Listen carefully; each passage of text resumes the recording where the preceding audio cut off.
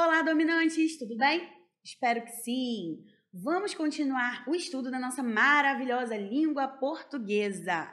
Módulo de sintaxe, classificação do sujeito, parte 2. Nós já vimos que o sujeito é classificado de acordo com a quantidade de núcleos e com a sua identificação na oração. Nós vimos que há sujeito simples, que é aquele que possui apenas um núcleo, sujeito composto, que é aquele que possui 2 ou mais núcleos, sujeito desinicial, que é aquele que não está explícito na oração, mas pode ser determinado pelo seu contexto.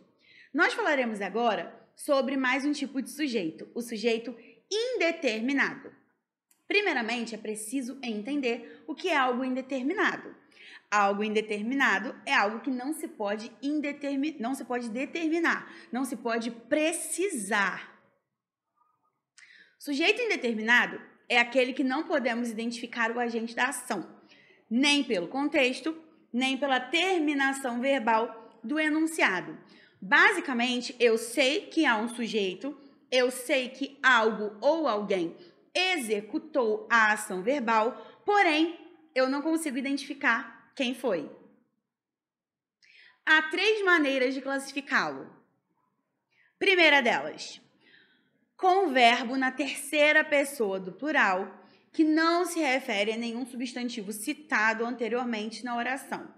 Por exemplo, disseram que ele foi eleito. Vamos analisar esse exemplo. Disseram que ele foi eleito. E aí nós temos o seguinte, num primeiro momento, o nosso olhinho, bate no ele. Mas o ele não é sujeito da oração. Analisemos o verbo disseram. Se refere a algum elemento da própria oração? Não. Alguém disse. Eu sei quem foi? Não sei. Aí, de repente, você pode dizer assim, professora, mas é terceira pessoa. É ele ou ela? Não. Por quê? De acordo com a tradição, quando nós temos a terceira pessoa do plural, o sujeito, ele será indeterminado, a não ser que nós tenhamos alguma informação sobre ele no próprio texto ou em algum outro enunciado. Disseram que ele foi eleito. A mesma coisa, quebraram a janela. Quem quebrou a janela? Não sei. Sendo assim, nós temos aí o sujeito indeterminado. Alguém disse, mas não é possível saber quem foi. Capturaram o fugitivo. A mesma ordem. Alguém capturou o fugitivo. Sei quem foi? Não, não sei quem foi. Dessa forma, terceira pessoa do plural, o meu sujeito está indeterminado. Alguém cometeu a ação, mas não sabemos quem foi. Mais um exemplo. Falavam mal o tempo todo. A mesma coisa aqui, galera. O nosso verbo é falavam. Eu sei que alguém falava mal o tempo todo, mas eu não sei quem foi, eu não consigo identificar, porque o meu verbo está na terceira do plural. Sendo assim, o meu sujeito é indeterminado. Lembrem-se sempre disso, ó. O sujeito simples, composto e desinicial são chamados de determinados. O sujeito indeterminado é aquele que não se pode determinar, não se sabe quem é. Segunda forma de identificar ou de classificar esse sujeito indeterminado. Com o pronome se e verbo intransitivo, transitivo indireto ou de ligação na terceira pessoa do singular, de modo que não se consegue identificar quem pratica a ação. Gente, esse se é chamado de índice de indeterminação do sujeito. Às vezes, quando nós damos alguns exemplos, muitos alunos confundem voz reflexiva com, o se, o pronome se da voz reflexiva, com o índice de indeterminação do sujeito. Não, cuidado que isso às vezes é uma pegadinha. Exemplos aqui para nós. Acorda-se feliz, O verbo é intransitivo, a gente não precisa de complemento, Acorda-se feliz. Percebam que aqui nós temos o se, que é o índice de indeterminação do sujeito. Eu sei que alguém acorda feliz. Sei quem é a pessoa que acorda feliz? Não sei. Então, a gente tem o sujeito indeterminado. Necessita-se de pessoas jovens. Quem necessita, necessita de alguma coisa. A preposição de aqui, o verbo é transitivo indireto. Vejam que aqui, mais uma vez, nós temos o se, que é índice de indeterminação do sujeito. Necessita-se de pessoas jovens. Nós não conseguimos mudar a voz, né? Mudar de ativa para passiva aqui, nesse caso. Então, nós temos índice de indeterminação do sujeito, verbo transitivo indireto, logo, sujeito indeterminado. Nem sempre se é justo nesse mundo.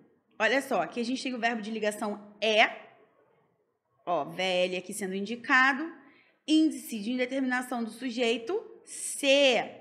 Percebam que o índice de indeterminação do sujeito, ele não vem sempre após hífen, na colocação pronominal, como vocês percebem. Ele pode vir assim também, solto, porque ele foi atraído aqui, né, pelo sempre, que é um advérbio atrativo.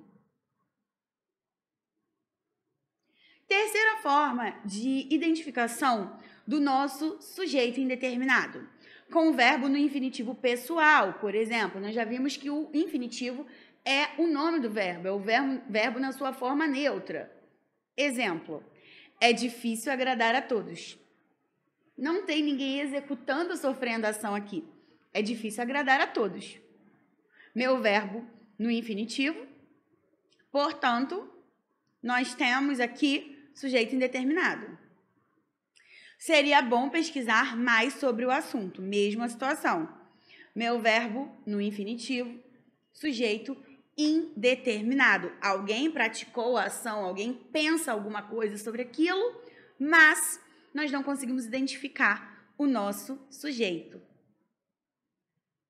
Era bom viajar pelo mundo. Nosso último exemplo, a mesma coisa.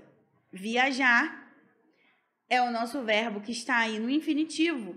Era bom viajar. Alguém pensa isso, mas nós não identificamos quem pensa, porque o verbo não está flexionado aí de acordo com nenhuma pessoa. Finalizando o estudo do nosso sujeito, nós vamos estudar algo que não é propriamente o sujeito, é a ausência de um sujeito. Alguns gramáticos costumam chamá-lo de sujeito inexistente, mas é só a gente pensar, né? Inexistente não existe, né? O existente, olha aqui o nosso prefixo, inexistente, não existe.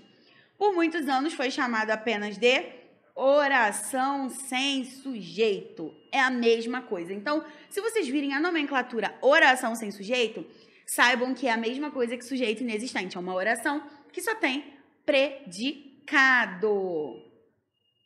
As orações sem sujeito são constituídas por verbos impessoais, verbos que não têm pessoa, tá, gente? Então, verbo impessoal é o verbo que não se refere a nenhuma pessoa, ou seja, não admitem agentes da ação, como é o caso de os verbos que indicam fenômenos da natureza: amanheceu, anoiteceu, choveu, nevou, ventou, trovejou. Percebam aqui que esses verbos, eles não se referem a nenhuma pessoa. Eles são verbos que nos mostram, ó, fenômenos da natureza. A não ser que nós o utilizemos no sentido figurado. Por exemplo, choveram candidatos à vaga. Aí sim, aí nós teremos um sujeito. Porém, quando for no sentido literal de fenômeno da natureza, o sujeito será inexistente, oração sem sujeito. O verbo haver, quando empregado com o sentido de existir, acontecer e indicando tempo passado. Os verbos ser, fazer, haver, estar, ir e passar, indicando tempo ou distância. Exemplos. Trovejou durante a noite. Vejam que aí o meu verbo trovejar, ele é impessoal. Ele não se refere a nenhuma pessoa, ele é apenas um fenômeno da natureza. Dessa forma, a minha oração não tem sujeito. Há boas palestras no Congresso. A mesma situação, oração, né, sem sujeito ou sujeito inexistente, a mesma coisa. haver, no sentido de existir. Existe, né? Boas palestras no Congresso. Há boas palestras no Congresso. Aqui também oração sem sujeito. Está na hora do intervalo. Olha aqui, gente. O verbo estar indicando tempo. Dessa forma, nós também não temos aqui o sujeito oracional. Sujeito e predicado são dois termos essenciais da oração. É muito importante que você compreenda bem a diferença e a identificação de cada um deles. O sujeito, recapitulando, pode ser simples, composto, desinicial, indeterminado ou inexistente, que é o caso da oração sem sujeito. Espero que essa aula tenha sido bastante proveitosa para vocês. Bons estudos e até a próxima. Tchau, tchau.